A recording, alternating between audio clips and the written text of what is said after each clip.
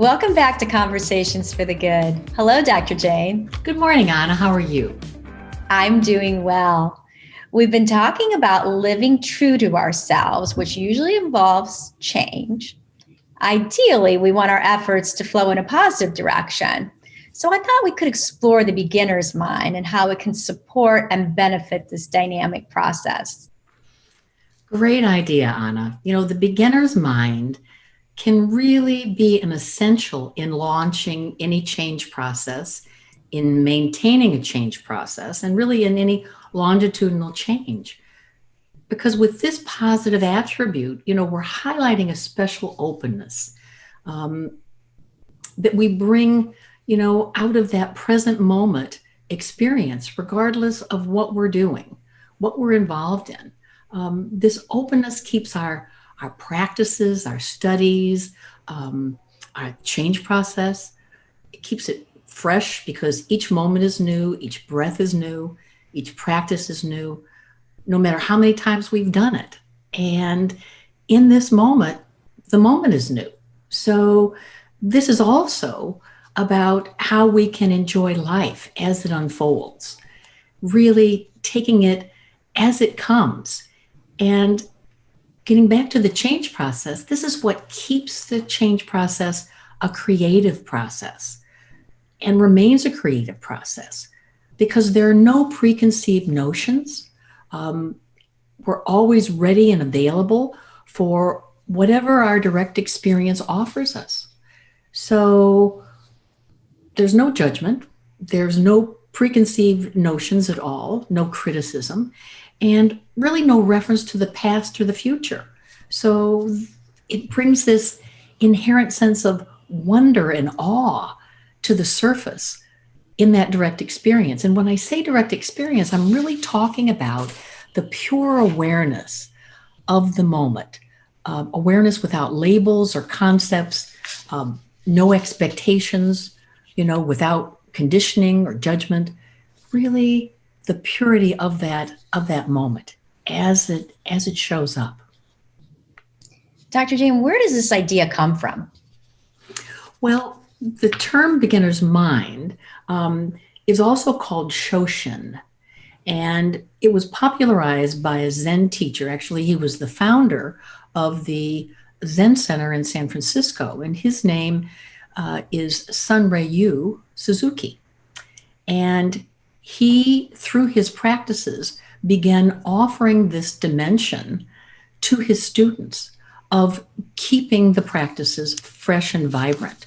And he's a quote of his that I have found very, very interesting is in the beginning, in the beginner's mind, there are many possibilities, yet in the expert's mind, there are few.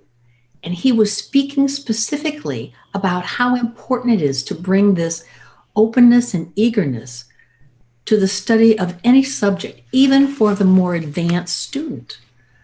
So without this, we often miss new possibilities, new experiences. There's a dulling of the creative process. There's a dulling of our discovery of new ideas, whether it be in science or jobs, careers, relationships, or in life in general. This is something I often see in children, having their first experience with some activity or even that first time that they try a new treat, that wide open look, of pleasure or of dismay if they didn't happen to like the treat. Yeah, that's right. The beginner's mind is empty. It's really uncluttered of all habits and conditioning. And it's ready to take in the experience at hand. And a child is discovering something very often for the first time.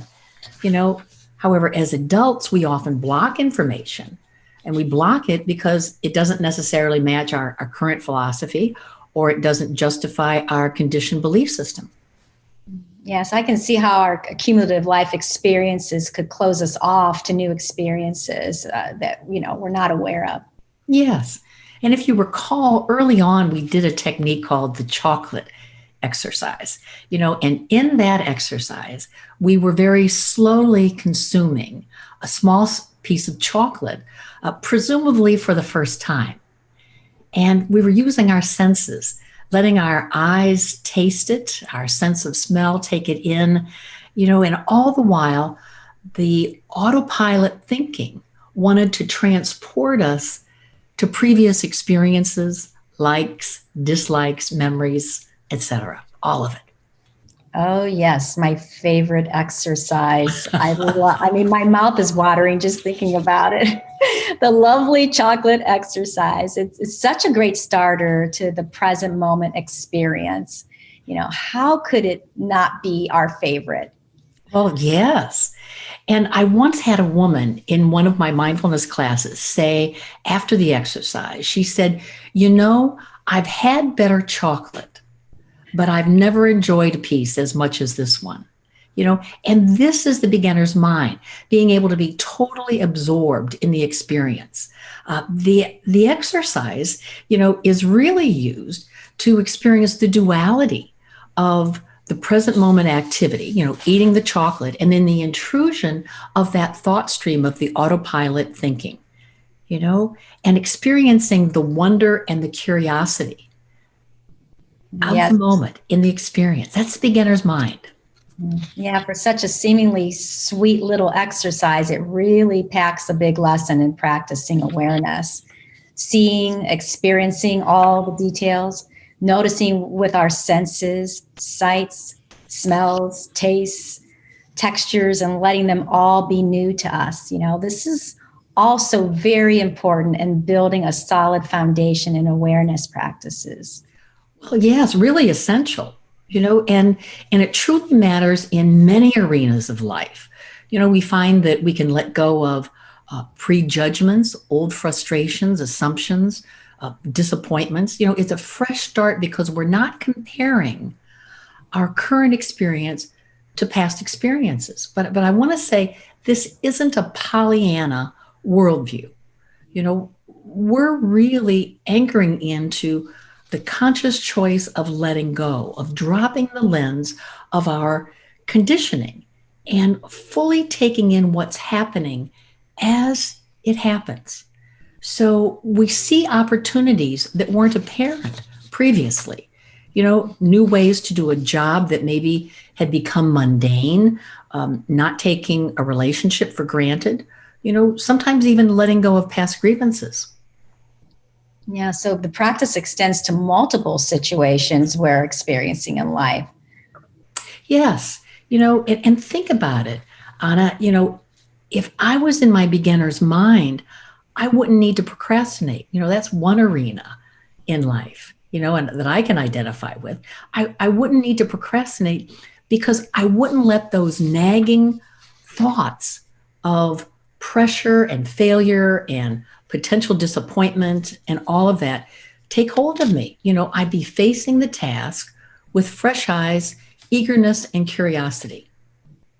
Yeah, I see. I could let go of anxiety, and worry because we wouldn't let old stories, fears, and assumptions run the show for us. Exactly. Exactly. Yet sometimes the worry is focused on the outcome of the situation. The possible negative outcomes always seem to have more pull than the positive ones.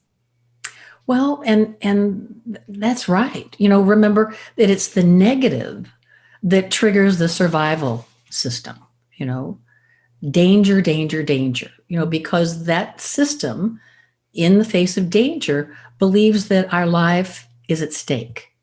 So it does have more pull, which is why our practices need to really include, as we want to recalibrate, it really needs to be, not so much talking ourselves out of it as it is, to go to our breath, to go to the sensations of the body with the beginner's mind. This calms that smoke detector, the amygdala, and sets us on a path to make conscious choices. What really needs to take place in this situation at this moment? And when we opt for the beginner's mind of the present moment, new possibilities very often arise. Yeah. And the issue of outcomes, maybe not necessarily negative, but hazy and unclear. Well, and you know what? There are really no guarantees when it comes to the outcome of a situation. More often than not, we don't know how a situation is going to unfold in reality. What's interesting though is that most of us think that we do know. We have an expectation that if we plan well, life will unfold according to plan. And if not, then somebody probably goofed, or the plan was defective, or both. The reality is life is filled with uncertainty. This doesn't mean that we should forego planning at all. It means that the best laid plans may not reach fruition. So the beginner's mind, being open and in the flow supports us holding that uncertainty. Even embracing uncertainty, and embracing it with openness and curiosity. It allows us to be present, to be grateful in what we're doing, who we're with, regardless of how it plays out. I'm so impressed on how far reaching the impact of the beginner's mind is in everyday life. Well, yes. And the other thing that I think is so interesting is how it supports us in doing the right thing. Not because the right thing is fun or convenient, or even that we want to do it or that we're going to get what we want, but because our beginner's mind is in awe and knows the rightness, can sense into the rightness and is eager to follow through. This is the part of us that says, of course, of course I will. Yeah. I'm thinking I'm understanding how the beginner's mind operates and what an asset it can be. Let's be very practical and walk through the 6 shifts of the change process we discussed in our last conversation. Well, sure, Anna. It really starts before we jump into the actual change process. Because we have to, in order to enter into that, we have to access some openness and some eagerness to do things differently. So, learning skills of present moment awareness, like those in our videos, the welcoming breath, observing our thoughts, the body scan, these help us in learning those skills of awareness, so that we can begin exploring and discovering with fresh eyes. We need to be able to, as we're in the tunnel, turn toward our experience there and really know how it's intruding in us really having what we long for. So the key is not showing up with criticism or judgment. It's to let go of the negative frames, is to examine our life and our longings with curiosity, to be able to say, wow, yes, this is how I live in the tunnel of my habits, my conditioning. This is how I lost the dream that was so important to me. And sometimes we're not sure what we long for, and that's okay. It might be helpful to take a look at our video around self-concept and self-esteem. The beginner's mind doesn't demand answers right away. It's in no hurry. It enjoys the process of discovery. It actually, knows that discovery may lead to something, but maybe not right now, and sometimes we have to have more questions before we can arrive at answers. In fact, if we're striving and efforting too much, then we're probably not in the beginner's mind. We're probably in our expectations, like hurry up, and trying to make something happen. So this is about, the beginner's mind is really about letting things unfold in a very organic way. Yes, it seems like the beginner's mind really enjoys what is unfolding without a sense of pressure or urgency. So if I don't for sure know what's missing, I can still remain open and curious, engaging in all the possibilities. That's right. That's right. And sometimes posing questions that we've talked about before in other conversations, like, who am I? Who am I really? What's missing? What's missing in my life? Whose life am I living? What dream that have had, what dream is unlived? And in the early shifts of our change process, we're just beginning to acknowledge the possibility of change. And the beginner's mind loves possibilities, loves new opportunities. So it's important that we're really becoming increasingly more open to being consistent with awareness practices, really incorporating those and integrating those into our lives so we can track our thoughts without engaging in them. We need to recognize the saboteurs, the resistances, know when the saboteurs are in the neighborhood so that we can identify them. Oh, that's what's happening. Oh, yeah, this is what it feels like when that resistance shows up. Yeah. So we align ourselves with practices, increasing our awareness and move into desire. Yes. So we bring the beginner's mind to desire, and sometimes we know our chosen desire. We've already established that, and so the beginner's mind is a way that we can kind of play within that. Be excited about it, see it from multiple angles. But sometimes we're not clear about what we want, what we really long for. And if not, this is okay. I can't stress this strongly enough because it's about let ourselves focus then on waking up to our desire. If we haven't given it any time, how would we know it necessarily? And the beginner's mind doesn't require certainty. Remember, it delights in possibilities. It's about new opportunities. Sometimes it's kind of like following a trail of breadcrumbs, and we need to follow that, follow the crumbs, and allow ourselves to be open to what we're discovering. The mantra that we can use in this particular stage of change is, I'm ready, show me. I don't have to already know. I'm ready, show me. Yes, I'm ready, show me. So how do we move to vision if we don't know what we desire?